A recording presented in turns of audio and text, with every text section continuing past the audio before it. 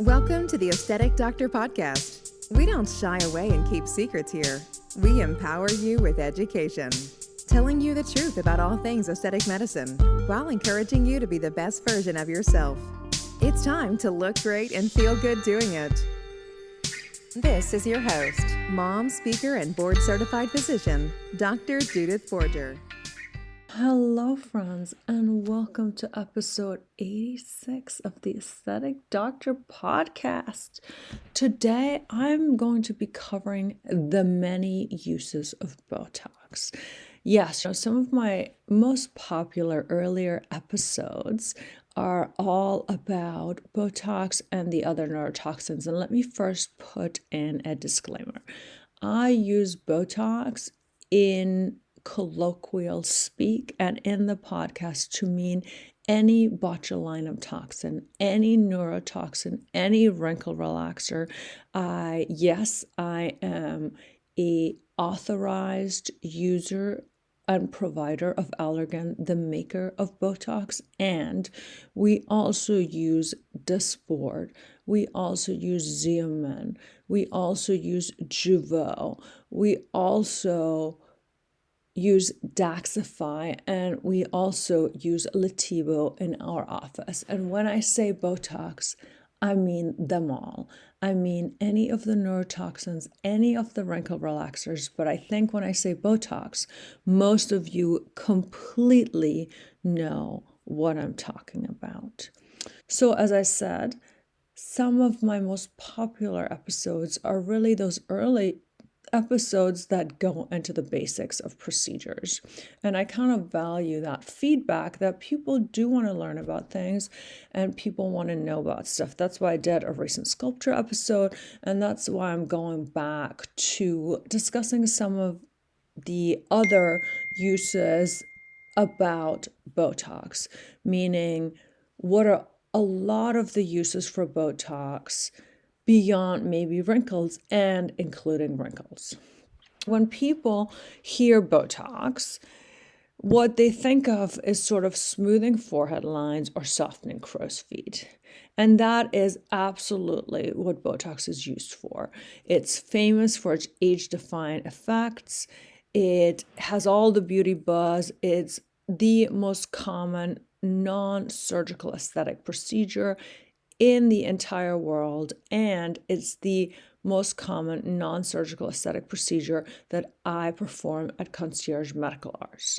I kind of want to educate everybody who's listening about the full spectrum of all the things that Botox or the neurotoxins can do, from sort of subtle enhancement to true medical treatments. Okay, so here we're going to go through the many uses of Botox. Some of these you might know, others may surprise me. So, because this is the Aesthetic Doctor Podcast and Botox, by the way, did you know that Botox, there's actually Botox Cosmetic and Botox Therapeutic. So we use Botox Cosmetic, but there is Botox Therapeutic out there. So let's first go into all the cosmetic uses, right? You will know a lot of the classics, and then there's a few upgrades that you might not know about. So number one is obviously frown lines, right? The glabella, which is what it's known for anatomically, the 11s, the frown lines, and that's really where a lot of the FDA approval came from, a lot of the studies. When new toxins come out, the non-inferiority test, they have to do, they're all on frown lines, the glabella, the most commonly treated area with Botox or the neurotoxin. So we're basically softening those dynamic wrinkles that form expressions. We're temporarily paralyzing a muscle. We kind of block acetylcholine so that we can get that nice smoothness. Number two is the forehead lines, where you have those horizontal lines across your forehead that we feel like that age us, that our makeup gets caked in. So forehead lines are definitely number two on the cosmetic uses, and obviously those two areas sort of melt together. So both of them get done together a lot. Number three, a lot of people have heard about crow's feet, right? Where those smile lines, the laugh lines can sort of soften with toxin. I always tell people, like, we can't completely sometimes stop them because I still need you to have eye movement and open and close your eyes and all of that. But we can soften it. That can brighten and refresh your whole face. It can also I have deep set eyes, so when I don't treat my crow's feet, sometimes I feel like my whole eyes disappear behind wrinkles. Another thing is that we can do a Botox brow lift. So by, again, putting Botox in some of the muscles that pull the brow down, we can subtly lift the brow, which will temporarily open up the eyes and give a more youthful appearance. Again, this is not a surgical brow lift. This is temporary, and this is with Botox. Now, another really, really popular procedure in my office is also something called the lip flip, where we can use Botox around the upper lip to subtly enhance lip shape and also diminish what sort of those crinkle upper lip lines, what we call the smoker's lines, whether you smoke or not, that sort of those lines that get made by pursing the lips. And the next one with that is also that we can reduce a gummy smile. So if you smile and you pull your upper lip up a lot and you show a lot of gummies, we can use a couple of units to really just drop that upper lip a little in your smile so that you don't expose your gums quite as much. That's called a gummy smile. Along with that is the bunny lines. I kind of love treating bunny lines too. They're super cute, but sometimes, especially if you paralyze the frown, if you paralyze the crow's feet, people suddenly only smile with their nose. And then we can also sometimes see this in celebrity pictures that they don't do their bunny lines. And suddenly you get these little wrinkle lines that form on the sides of the nose. So when you smile or you laugh and you get those lines across your nose, those are called bunny lines. This is also another thing that we can treat quite effectively with Botox to just kind of smooth that out.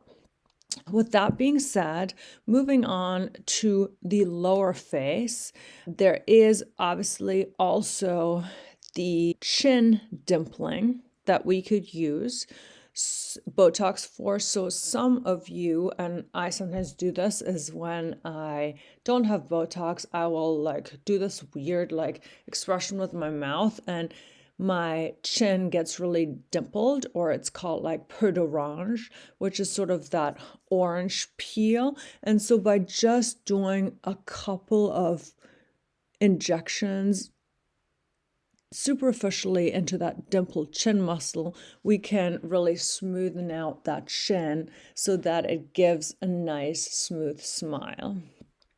The other thing that has been very popular, especially in Asia, and that's also getting quite popular here, is something called jawline slimming or masseter reductions, where we basically put Botox in the masseter muscles to create a slimmer jawline and also help with teeth grinding. We will go on sort of the teeth grinding effects below, but people that have very bulky chewing muscles, so if you chew down on your back teeth and you really have a lot of volume and it makes your face look square.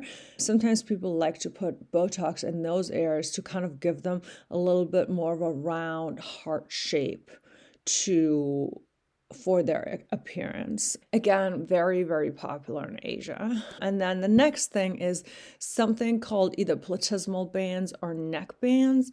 Sometimes that is called a Nefertiti lift with Botox, where you basically smooth vertical neck bands and redefine the jawline. Again, some of that depends on how prominent those neck muscles are, like those neck bands or the platysmal bands, and how much they bother you. Other uses in the face are something that, your depressa anguli orbicularis, or it's called the RBF muscle, the resting bleep face, where you basically can also use a little bit of Botox to try to prevent the corners of the mouth from getting pulled down. Now, I think a lot of times the lower face is a little bit harder to treat because if you're not careful, there's a lot of crossing over muscles. So you really want to make sure that if somebody treats your lower face, they really know where you're going, because otherwise your smile can get affected. Now, that's pretty much it for Botox in the face. I'm sure as soon as I'm done with this episode, I'm going to think about that I forgot something, and you might do even more. Oh, we can do the jelly roll as well of the eye. So we can obviously do not only the crow's feet, but also superficially the wrinkles that crinkle below the eye, and then we can also do the jelly roll of the eye, and then I think that pretty much has most of the face covered, other than the nose tip lift. So sometimes we can also put a tiny bit of Botox sort of in that muscle that puts the nasal tip downward, which can subtly lift and refine the profile. And then the same thing if you're like nasal flaring a lot and you don't love your nostrils, we can actually put a little bit in those muscles that flare your nostrils. So if you're one of those people that's a big nostril flarer and that bothers you, we can do that. But these last two, I feel like I do very, very rarely. Now, let's talk about medical uses. And as I said in the introduction, there is actually medical Botox therapeutic. And so science uses some of the properties of Botox, and that's obviously where it came from, to give sufferers relief. Now, a great example for that is in muscle spasms and dystonia, such as in CP, in some post-stroke victims, in some other neuromuscular disorders. Neurologists kind of use Botox to treat involuntary muscle contractions in the neck, in the limbs, and in other areas, and then in hundreds or thousands of the unit dose. That also is like sort of chronic migraines. It's FDA approved for this use, and Botox has been shown to significantly reduce the frequency and intensity of migraines for many, many sufferers. There are some like big migraine points. That being said, anecdotally, a lot of the women that I especially inject in frown lines will say that they feel like that their migraines get so much better, or their headaches get better when they can't frown, which makes sense because so many of us are in front of the computer right now, in front of our smartphone. We're kind of focused and frowning all the time. So that's definitely a contributing factor, I'm sure, to lots and lots of headaches. However, there are some special migraine injection points that neurologists will use that have nothing to do with getting your face smoother, and they won't get your face smoother. Next is, like I said, TMJ and teeth grinding, and the medical term for that is bruxism, where really Botox can reduce the masseter muscles, relieving tension, reducing jaw pain, and preventing tooth wear. Again, the bonus aesthetic effect of facial slimming, if you're into that. And I've got to say, ever since I had Invisalign as an adult, I think my jaw got just offset enough that I started having really bad TMJ, which is why I could actually, after I was done, never wear my retainers. And unfortunately, my cosmetic result has not lasted because those retainers would just make my TMJ so horrible that I would have the stabbing pain. But ever since then, especially my left TMJ is just angry, and using Botox really, really helps. And I have some dentists that refer to me, and honestly, best also done with night guards and all of the other things. But again, if you have those overactive muscles and they just grind and grind, Botox in those can really help quite effectively.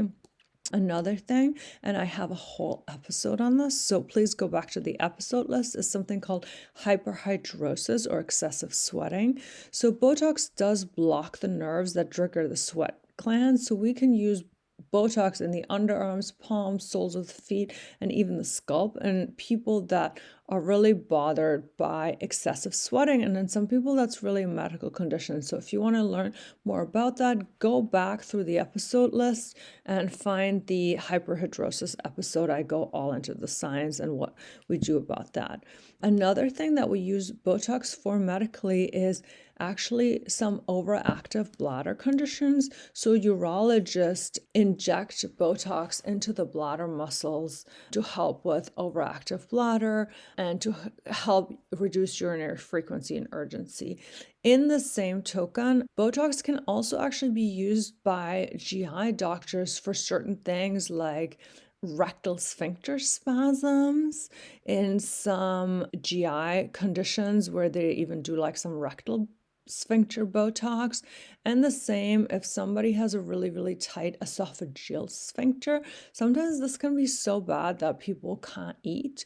So they sometimes inject Botox into some of these gastrointestinal sphincters to help relax and have people have better quality of life and be able to nourish themselves and be able to use the bathroom and all of those things. So it's really, really interesting. And I'm sure there's many more uses that I'm not even going into, but these are some of the major ones. And then interestingly enough, Botox was actually originally used for something called strabismus, which is crossed eyes, and blepharospasm, which is eyelids twitching. And it's still somewhat used for that. However, that is what led to its cosmetic discovery, that when they used it and they were like, wait, wrinkles are actually looking a lot better. So those are some of the major medical uses of Botox. And then some of the things obviously always come out, and anywhere where people might want to slim muscles, there's sort of what we call like the new frontiers of tox, the hot new things. So one of the biggest sort of newish things that you see floating around on social media and that we get requests for is now something called trap tox, where you inject Botox into the trapezius muscle. Now, that can definitely help with tension headaches, shoulder tightness. However, a lot of times it's also used to create like what's called a swan neck, where you get a longer, more elegant neckline. And then in certain markets, calf slimming is actually being done with Botox, where basically they use Botox to slim the calves by relaxing overactive gastrocnemius muscles for aesthetic shaping. So this is a long, long list of uses for Botox. I'm just trying to help show how versatile it is. It's definitely safe by trained professionals, right? It's customizable to your goal. It's aesthetic, it's functional, it's both. So hopefully this helped you see Botox for more than cosmetic reasons. We could use hundreds and thousands of units on everybody. And that's kind of a lot of these medical uses, though, is also why we have such great safety data. Because if we can use hundreds and thousands of units for certain medical conditions, I can with certainty say that those little 40 units that I use between your frown and your forehead are perfectly safe, and it's part of why we have such robust safety data and we understand the drug so well. It's the most common procedure in non-surgical aesthetics worldwide. It's the most common procedure at concierge medical arts. So really, going back to the premise of this podcast, which is really all about empowering you to live your most beautiful and authentic lives. And I'm also empowering you to make your most confident and most informed decisions about your body, your wellness, and your beauty. So until next time, I send you only the best. Thank you for listening to the Aesthetic Doctor Podcast with Dr. Judith Borger. We'd love to connect with you outside of the show. Follow Dr. Borger on Instagram at Dr. Borger and find more online and ways to work with Dr. Borger at www.theaestheticdoctor.com. Until next time, be well.